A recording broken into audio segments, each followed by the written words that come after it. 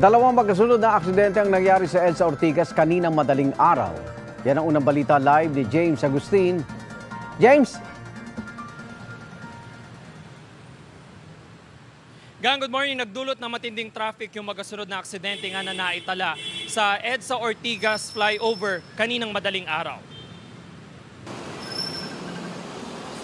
Wasak ang harapan ng isang kotse matapos bumangga sa mga plastic at concrete barrier. Nangyari ang aksidente mag-alas 4 ng umaga, pagbaba ng EDSA Ortigas flyover southbound. Galing daw ang driver sa Cubao at pauwi na sa Muntinlupa. Nagtamo siya ng mga gasgas sa tuhod at binti. Nakaidlip daw siya habang nagmamaneho. Dahil sa aksidente, 1 oras at kalahating hindi nadaanan ng carousel bus, ang EDSA busway. Bumigat din ang trapiko sa EDSA southbound. Parang napapikit ako, hindi ko alam. Siyempre, pababa, hindi natin alam masiguro yung napapikit ako, nagugulat na lang ako eh. Wala lang. Kamusta naman ho kayo? Okay lang naman. Sugatan naman ng 2 sakay ng motorsiklo matapos mabangga ng ambulansya sa EDSA Ortigas flyover northbound pasado alas 4 ng umaga. Tumilapon ng motorcycle taxi rider, maging ang kanyang pasahero na ihahatid sana sa Cubao. Hindi na humarap sa kamera ang driver ng ambulansya, pero kwento niya may sakay silang pasyente na dadalhin sa ospital. Nang bigla raw pumreno sa harapan ng rider kaya niya ito nabangga. Dito lane ng takbo ko eh. Kasi ingat na ingat ako dyan, malalakit na kang kumano dyan eh. Nabigla na lang kami, tumilapon na lang kami. Ako, napansin ko, gumugulong na lang ako.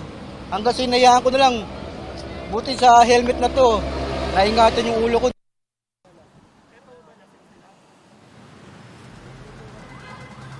Samantala, pasado alas 5 din ng umaga ng isang pasahero naman mula sa istasyon ng EDSA carousel bus. Dito pa rin sa Ortigas ang nahagip ng isang kotse habang papatawid. Hindi siya inintuan ng nakahagip sa kanya pero ang problema hindi rin siya dumaan sa tamang tawiran. Nilapatan naman siya ng paunang lunas na rumespondeng ambulansya. Alas 5:30 kanina umaga, nang matanggal na yung mga kotse at mga sasakyan na na-involved doon sa aksidente. At ito po ngayon yung sitwasyon dito sa EDSA Ortigas southbound. Maluwag pa naman po yung traffic dito doon sa flyover, bagay masikip yung traffic ayon sa MMDA Metro Base. Yan ang unang balita mula po rito sa Mandaluyong. Ako po si James Agustin para sa GMA Integrated News.